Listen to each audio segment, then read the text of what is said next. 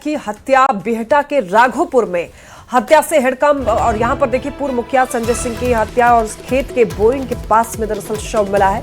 बताते चले आपको कि पुलिस भी पूरे मामले की जांच में जुट चुकी है। संजय सिंह का आपराधिक इतिहास था और पिछले दिनों पुलिस ने छापेमारी भी की थी, तो गिरफ्त से फरार चल रहा था। दानापुर में पूर्व मुखिया की हत्या से सनसनी मच गई है। बिहटा के राघोपुर में हत्या से हड़कंप मच गया है। ज्यादा जानकारी के लिए न्यूज 18 संवाददाता अमरजीत हमारे साथ जुड़ चुके हैं। अमरजीत, पूर्व मुखिया की हत्या से सनसनी मची हुई है, कब की ये घटना है, एक बार पूरी जानकारी दीजिए। जी देखिए, सुबह सुबह जो है शव मिला है, जिसके बाद जो है ग्रामीण काफी आक्रोशित हैं। ग्रामीणों ने रोड पर आगजनी कर दिया है, हंगामा कर रहे हैं, पुलिस के खिलाफ नारेबाजी कर रहे हैं। जो मुखिया के समर्थक हैं वो सड़क पर हैं और पुलिस प्रशासन के खिलाफ जो है जमकर हंगामा कर रहे हैं। इनके खिलाफ जो है पहले पुलिस ने इनके घर छापेमारी किया था, उसका आक्रोश जो है अभी दिख रहा है। और जो पूर्व मुखिया हैं वो फरार थे। फिलहाल जो है वो किसी तरह से छुप कर रह रहे थे और ये जो मौत की घटना जब ग्रामीणों ने सुनी, उनकी जो है कुएं के पास, गांव के ही कुएं के पास जो है ये शव मिला है, तो उसके बाद जो है आक्रोश और जो है गरमा गया। और इनका जो ग्रामीणों का कहना है कि पुलिस जो है इनके खिलाफ लगातार लगी हुई थी, इसके वजह से जो है आक्रोश और ज्यादा है। जी, और इस मामले में प्रशासन का क्या कहना है अमरजीत, क्योंकि पहले से भी हत्या के मामले दर्ज है? जी देखिए, प्रशासन अभी जो है इस मामले में कुछ बयान नहीं जारी की है और ना दी है। फिलहाल जो है पुलिस मौके पर पहुंच गई है, लोगों को समझाने में जुटी है, लेकिन लोग इतने आक्रोशित हैं कि पुलिस के खिलाफ हो चुके हैं और पुलिस के खिलाफ नारेबाजी कर रहे हैं। जी ठीक है, बहुत धन्यवाद आपका इन तमाम जानकारियों के लिए। तो यहाँ पर देखिए दानापुर में पूर्व मुखिया की हत्या और हत्या से सनसनी। बता दें आपको, जैसे ही शव की बरामदगी हुई पुलिस तक ये मामला पहुंचा, पुलिस के संज्ञान में, पुलिस जांच पड़ताल में भी जुटी है। बताते चले आपको, यहाँ पर ये तस्वीरें आप देखिए और खेत के बोरिंग के पास में दरअसल शव मिला है। मामले की हालांकि जांच की जा रही है। संजय सिंह का पहले से आपराधिक इतिहास भी रहा है और पिछले दिनों पुलिस ने छापेमारी भी की थी, गिरफ्त से फरार चल रहा था। वैशाली पुलिस ने गुरौल के कटर माला में मजदूर की हत्या मामले को 12 घंटे में खुलासा किया है। मुख्य आरोपी ठेकेदार आशुतोष को गिरफ्तार करते हुए हत्या में इस्तेमाल किया गया देसी कट्टा भी बरामद किया गया है। एसपी ने बताया कि गिरफ्तार ठेकेदार की पत्नी का मृतक के साथ अवैध संबंध था। इससे जुड़े कुछ फोटो मृतक के मोबाइल फोन में थे, जिसे ठेकेदार ने देख लिया था, जिसके बाद सिर में गोली मारकर उसकी हत्या कर दी। वहीं बकाया मजदूरी का विवाद भी सामने आ रहा है। एसपी ने 1 महीने में आरोप पत्र दाखिल करने और फास्ट ट्रैक में सुनवाई के बाद 2 महीने के भीतर सजा दिलाने की बात कही है।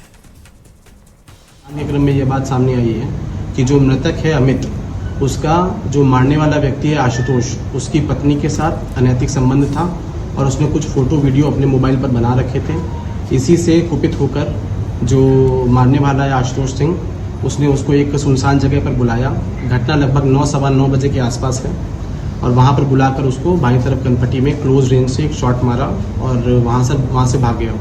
बाद में हम लोगों ने छापामारी टीम का गठन किया गया और लगातार 3 टीमों ने अलग अलग जगह पर छापामारी करी है और रात को ही अर्ली मॉर्निंग तक आशुतोष को गिरफ्तार किया गया है। जमशेदपुर से बड़ी खबर है, बाइक चोरी के शक में युवक की हत्या कर दी गई। लाठी डंडों से पीट कर हत्या का मामला। अब देखिए, हत्या के बाद पूरे इलाके में सनसनी मची हुई है। थाना प्रभारी डीएसपी दलबल के साथ में मौके पर पहुंचे। मृतक युवक की पहचान वही गुंडा के रूप में हुई। परसुडी थाना क्षेत्र के सरजमला की ये घटना बताई जा रही है। बाइक चोरी के शक में युवक की हत्या की गई है और आपको ये बताते चलें कि लाठी और डंडों से पीट कर हत्या के बाद से पूरे इलाके में सनसनी मची हुई है। गया था वो पार्टी में हम लोग सभी गया था, हम लोग अलग अलग गया था। अब हम लोग को थोड़ी ना पता है कि ऐसा होगा। वो गाड़ी खाली घर में लेके आया था, इसका पार्टी से गाड़ी लेके आ गया। ये लोग सोचा चोरी कर लिया, वो सोच रहे ये लोग चोरी कर लिया। तो फिर सब आया, ये लोग इधर आया, देखा गाड़ी घर में, तो तब तक इसको ढोया, फिर तो बहुत मारा। क्या चीज से मारा? मारते बचाओ बचाओ खाली बोला। तो फिर हम लोग इधर बैठे हुए थे, हम लोग भी पार्टी से आए, रुके थोड़ा, अब बोल रहा बचा बचा। अरे बांस का मोटा वाला बिक नहीं होता है, डंडा से मार मार कर मरा दिया है। लोग पार्टी कर रहे थे, पांच लड़का के साथ में विवाद होने का बात सामने आया है। उसी विवाद का क्रम में जो है मारपीट की घटना घटी है और मारपीट में जो है जख्मी होने के कारण जो है क्योंकि ये लोग समय से उनको थाना को भी सूचित नहीं किया और ना ही उनको उचित इलाज के लिए अस्पताल में ले जाए। तो उसी को लगता है कि जो इंजरी है इसके चलते में हो सकता है कि उनको मृत्यु हुई है। और देखिए, बाढ़ अनुमंडल के हाथीदह थाना क्षेत्र में पकड़ा हुआ विवाह का वीडियो वायरल हो रहा है। युवक का नाम नीतीश कुमार बताया जा रहा है, जो खगड़िया के मानसी का रहने वाला है। बुधवार को कॉलेज आने के बाद उसका दूर का रिश्तेदार बहला फुसला करके हाथीदह ले जाता है। देर रात उसकी जबरन शादी करा दी जाती है। युवक का आरोप यह है कि जबरन शादीशुदा महिला से उसकी शादी करा दी बताया जा रहा है कि जबरन एक शादीशुदा व्यक्ति से उसकी शादी करा दी गई। हालांकि न्यूज 18 पकड़ा हुआ शादी के इस वायरल वीडियो की पुष्टि नहीं करता है।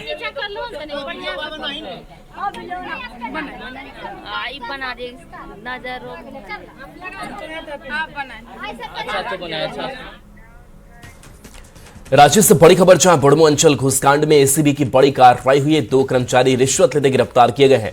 कर्मचारी राजेश किशोर रवि, गौतम किशोर रवि गिरफ्तार किए गए हैं। मेडिकल के बाद दोनों को कोर्ट में पेश किया गया। बड़मो सीओ से एसीबी की लगातार पूछताछ जारी है। म्यूटेशन मामले में रिश्वत लेने का आरोप इनके ऊपर लगा। जमीन के काम में घूस मांगने की शिकायत और कार्रवाई हुई। सीओ के कहने पर रिश्वत की मांग की गई थी। सीओ सचिनानंद वर्मा से लगातार पूछताछ जारी है। पेशी के बाद दोनों आरोपियों को जेल भेजा गया है। मामले की जांच में एसीबी जुटी हुई है। बिहार में शराबबंदी को सफल बनाने के लिए मुजफ्फरपुर उत्पाद विभाग लगातार एक्शन में है और इसी कड़ी में उत्पाद थाना परिसर में जब्त की गई करीब 80 लाख रुपए की शराब पर बुलडोजर चलाया गया। ये कार्रवाई मजिस्ट्रेट, डीएसपी टाउन, उत्पाद इंस्पेक्टर और सरकारी कैमरों की निगरानी में की गई। हाल के दिनों में उत्पाद विभाग ने अलग अलग मामलों में करीब 8,000 लीटर शराब जब्त की थी। डीएम के निर्देश पर उत्पाद विभाग के ऑफिस कैंपस में इस जब्त शराब को नष्ट कर दिया गया। 48 कांडों में मद्य निषेध थाना के विभिन्न कांडों में 48 कांडों में शराब की विनष्टीकरण की गई है, जिसमें 8,000 लगभग विदेशी शराब और 300 लगभग चुलाई शराब की विनष्टीकरण मद्य निषेध थाना के अंतर्गत थाना कैंपस में किया गया है। वैशाली पुलिस ने ऑपरेशन नीलकंठ के तहत गुप्त सूचना पर छापेमारी कर शराब की बड़ी खेप जब्त की। सदर थाना क्षेत्र में छापेमारी कर पुलिस और मद्य निषेध की टीम ने छापेमारी कर एक ट्रक को पकड़ा, जिससे ऊपर जीरा पानी का बोतल रखा गया था, जबकि उसके नीचे भारी मात्रा में विदेशी शराब छिपाई गई थी। एसपी ने बताया कि ट्रक से कुल 6,132 लीटर विदेशी शराब बरामद की गई है, जिसकी अनुमानित कीमत लगभग 50 लाख रुपए है। इस छापेमारी के दौरान ट्रक का चालक या खलासी तो नहीं पकड़ा गया, लेकिन जिले के 2 बड़े शराब माफिया विपिन सिंह और पंकज ठाकुर को चिन्हित किया गया, जिन्होंने शराब मंगवाई थी। ट्रक और खलासी पर केस दर्ज कर आगे की कार्रवाई की जा रही है। साथ ही दोनों शराब माफिया की गिरफ्तारी के लिए छापेमारी जारी है। 6,132 लीटर विदेशी शराब बरामद हुई है, जो कि अभी तक की इस साल की वैशाली जिला की सबसे बड़ी उपलब्धि है। इसके पश्चात जो ट्रक है उसको भी सीज किया गया है और जो दोनों अपराधी हैं ये शराब माफिया हैं, जो ट्रक को इधर से उधर ले जाते थे, जो व्यापार करते हैं, उनके द्वारा ही ये व्यापार करवाया जा रहा था। घटनास्थल से किसी भी ट्रक चालक की या फिर किसी खलासी की गिरफ्तारी नहीं हुई है।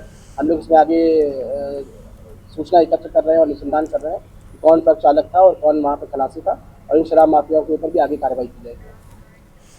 समस्तीपुर से एक बड़ी खबर है। चर्चित ईशांत कुमार उर्फ छोटू अपहरण और हत्याकांड में शव बरामद होने के बाद परिजनों का गुस्सा फूट पड़ा। पोस्टमार्टम के बाद परिजन अंतिम संस्कार के लिए गंगा घाट जाने के बजाय सीधे मुख्य आरोपी के घर पहुंच गए और अंतिम संस्कार करने की जिद पर अड़ गए। देखते ही देखते बड़ी संख्या में ग्रामीण जुट गए। लोग दोषियों को कड़ी सजा देने की मांग की, नारेबाजी करने लगे। सूचना मिलते ही पुलिस और प्रशासन मौके पर पहुंचा। काफी देर तक समझाने बुझाने के बाद परिजन माने और शव को अंतिम संस्कार के लिए गंगा घाट ले जाया गया। परिजनों ने इस मामले में स्पीडी ट्रायल और दोषियों को फांसी की सजा देने की मांग की है। वहीं पुलिस अब तक 2 आरोपियों को गिरफ्तार कर चुकी है। मामले की जांच जारी है। आपको ये बता दें कि करीब 1 महीने पहले लापता हुए 14 साल के ईशांत कुमार उर्फ छोटू की हत्या का खुलासा हाल ही में पुलिस ने किया है। आरोपी की निशानदेही पर घर से करीब 3 किलोमीटर दूर खेत में 10 फीट गहरे गड्ढे से शव बरामद किया गया था। और प्रशांत जो है उसकी अपहरण का केस दर्ज हुआ था। अगरतला अनुसंधान के क्रम में उस व्यक्ति जो लड़का है उसकी हत्या हो गई थी। उसी क्रम में उसके परिवार वाले लोग जो कि नेम्ड अभियुक्त है उनके दरवाजे पे बॉडी को ले आए थे। क्योंकि परिवार वाले को समझाया बुझाया गया है, परिवार वालों ने बातों को माना है और मानते हुए पुलिस पर भरोसा जताते हुए बॉडी को दाह संस्कार के लिए ले जा रहे हैं। मुंगेर में धराना प्रखंड में दरियापुर विक्रमपुर ग्रामीण सड़क पर ओवरलोड वाहनों का दबाव भारी पड़ गया। गुरुवार को ठाकुरबाड़ी के पास बनी पुलिया पूरी तरह से ध्वस्त हो गई, जबकि इससे 2 दिन पहले मंगलवार को बरमन्नी गांव के समीप दूसरी पुलिया भी धंस गई थी। इन दोनों पुलियों के क्षतिग्रस्त होने से 6 गांवों का संपर्क प्रखंड मुख्यालय से प्रभावित हो गया है। अब स्कूली बच्चों, मरीजों, किसानों और आम लोगों को लंबा वैकल्पिक रास्ता अपनाना पड़ा है। ग्रामीणों का आरोप है कि कमलदह गांव में चल रहे सड़क निर्माण कार्य के लिए ठेकेदार की ओर से 14 चक्का ट्रक और ओवरलोड हाईवा से सामान की ढुलाई कराई गई, जिससे पुलिया टूट गई। लोगों ने मामले की जांच कराने और ठेकेदार को दोषी पाए जाने पर विभागीय कार्रवाई के साथ पुलिया के पुनर्निर्माण की राशि वसूलने की मांग की है। नवादा से खबर। सोशल मीडिया पर एक युवक युवती के साथ अभद्र व्यवहार का वीडियो वायरल होने के बाद पुलिस ने कार्रवाई करते हुए 2 आरोपियों को गिरफ्तार किया। सदर एसडीपीओ 2 राहुल कुमार सिंह ने इस मामले का खुलासा किया और ये बताया कि सोशल मीडिया पर इस घटना को सांप्रदायिक रंग देकर भ्रामक और गलत प्रचार किया जा रहा था, जबकि जांच में सामने आया कि युवक और युवती दोनों एक ही समुदाय के हैं। युवती के बयान पर थाली थाने में मामला दर्ज कर पुलिस ने वीडियो के आधार पर 2 आरोपियों धर्मेंद्र कुमार और बहादुर चौधरी को गिरफ्तार कर लिया है। पुलिस का कहना यह है कि वीडियो में दिख रहे अन्य आरोपियों की गिरफ्तारी के लिए भी लगातार छापेमारी की जा रही है और जल्द ही उन्हें भी पकड़ लिया जाएगा। आवेदन के आधार पर जो है थाली कांड संख्या 139/26 बीएनएस के सुसंगत धाराओं में दर्ज किया गया है। इस वीडियो में दिख रहे असामाजिक तत्वों की पहचान कर ली गई है और 2 की गिरफ्तारी सुनिश्चित की गई है। जो 2 गिरफ्तार अभियुक्त हैं उनके नाम धर्मेंद्र कुमार पिता श्री नंदन लाल, ये थाली बाजार के रहने वाले। दूसरा जो है बहादुर चौधरी पिता कृष्ण चौधरी, यह भी थाली थाना का रहने वाला है। अन्य अभियुक्तों की पहचान कर ली गई है और जल्द ही शेष अभियुक्तों की गिरफ्तारी सुनिश्चित की जाएगी। गोपालगंज में नई बाइक खरीदने के बाद दूसरे व्यक्ति के नाम का आरसी मिलने का एक मामला सामने आया है। इस मामले में सारण जिले के अमशरक निवासी नितिन ओझा ने नगर थाने में बाइक एजेंसी के मालिक और बीजेपी एमएलसी राजीव कुमार के खिलाफ धोखाधड़ी और धमकी देने की प्राथमिकी दर्ज कराई है। शिकायतकर्ता का आरोप है कि उन्होंने साल 2020 में एक नई बाइक खरीदी थी, लेकिन साल 2026 में जब उन्हें इनका आरसी मिला तो उनके बजाय पहले से ही रजिया परवीन नाम की एक महिला के नाम पर पंजीकृत था। पीड़ित का कहना है कि जब उन्होंने इस गड़बड़ी का विरोध किया तो उन्हें धमकी दी गई। शिकायत मिलने के बाद पुलिस ने मामला दर्ज कर पूरे प्रकरण की जांच शुरू कर दी है।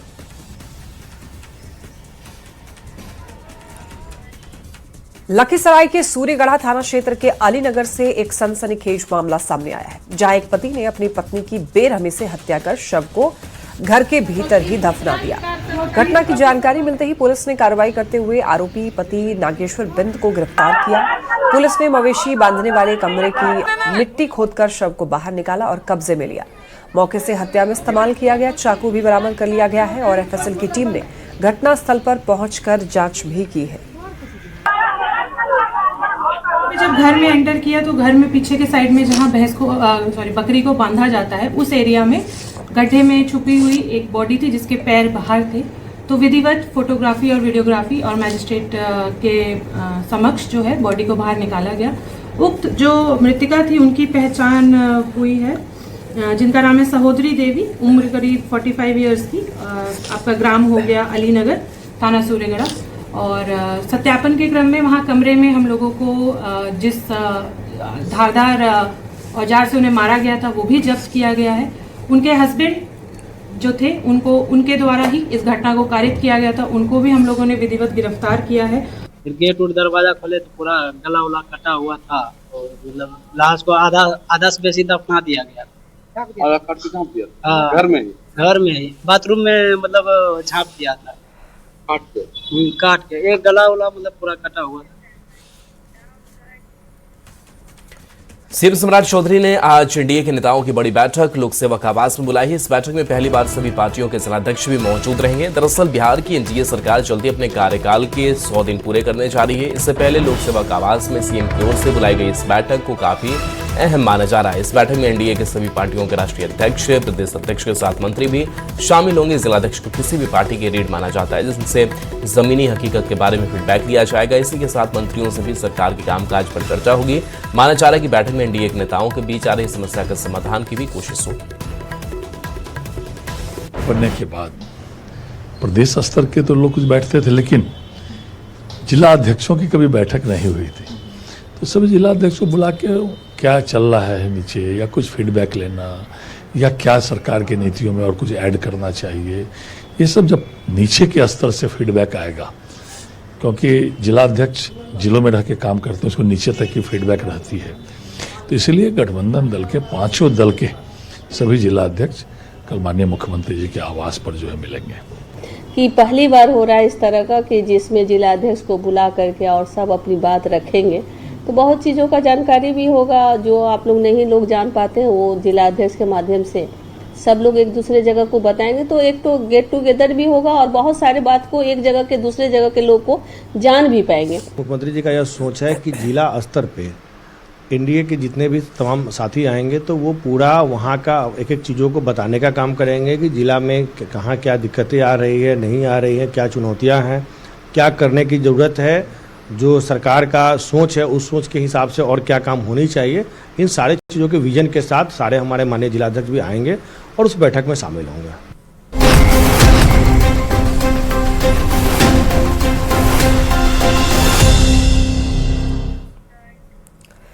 बिहार की एकमात्र विधानसभा सीट बांकीपुर के लिए 30 जुलाई को उपचुनाव होने जा रहा है। नितिन नवीन के इस्तीफे के बाद खाली हुई सीट को सत्ताधारी एनडीए के लिए प्रतिष्ठा की लड़ाई मानी जा रही है। तो वहीं आरजेडी के साथ ही प्रशांत किशोर के खुद मैदान में उतरने के बाद लड़ाई त्रिकोणीय हो गई है। बीजेपी और आरजेडी के प्रत्याशियों ने नामांकन का पर्चा दाखिल किया है और अपनी जीत के दावे भी किए हैं।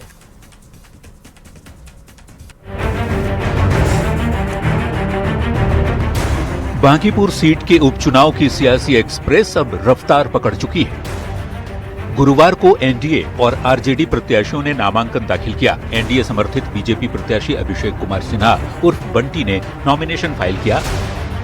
इससे पहले उन्होंने भगवान के दरबार में मत्था भी टेका, पूजा पाठ कर जीत का आशीर्वाद लिया। भगवान के साथ ही अभिषेक ने माता पिता का आशीर्वाद भी लिया। इस मौके पर उनके माँ बाप बेहद भावुक नजर आए।